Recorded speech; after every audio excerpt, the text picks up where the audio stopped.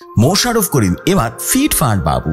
অভিনয় কেরিয়ারে নানা ধরনের চরিত্র অভিনয় করে দর্শকদের প্রশংসা করিয়েছেন মোশাররফ করিম। এবার তাকে দেখা যাবে কমেডি গল্পের ফিটফাট বাবু নাটকে। গত ৮ মে পূর্বাইলে এই দৃশ্য ধারণ করা হয়েছে।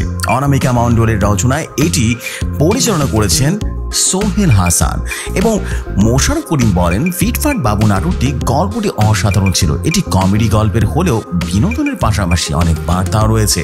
আশা করছি নাটকটি দর্শকদের ভালো লাগবে। এদিকে সচেতনামূলক বিষয়ে বিজ্ঞাপন কাজ করেছেন এই মোশাররফ করিম। পরিবেশ অধিদপ্তর শব্দ দূষণ নিয়ন্ত্রণে সমন্বিত এবং অংশীদারমূলক প্রকল্পের সোশ্যাল মিডিয়া ক্যাম্পেইনের অংশ হিসেবে নির্মিত হয়েছে। অকারণে হর্ন না বাজাতে ড্রাইভারদের সচেতন করতেও ওভিসিটি এবং সামাজিক যোগাযোগ মাধ্যমে সম্প্রতি প্রকাশ করেছেন। এটি পরিচালনা করেছেন মেহেদি রানী। মূল ভাবনা এবং গল্প পরিচালনা করেছেন মোহাম্মদ নাজিমুদ্দিন মাসুদ।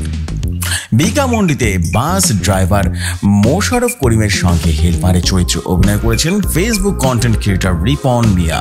মোশাররফ করিম বলেন, আমি এর আগে সচেতনামূলক বেশ কিছু কাজ করেছি। আমি মনে করি শিল্পী হিসেবে আমার দায়িত্বের জায়গা থেকে এই ধরনের কাজ করা উচিত।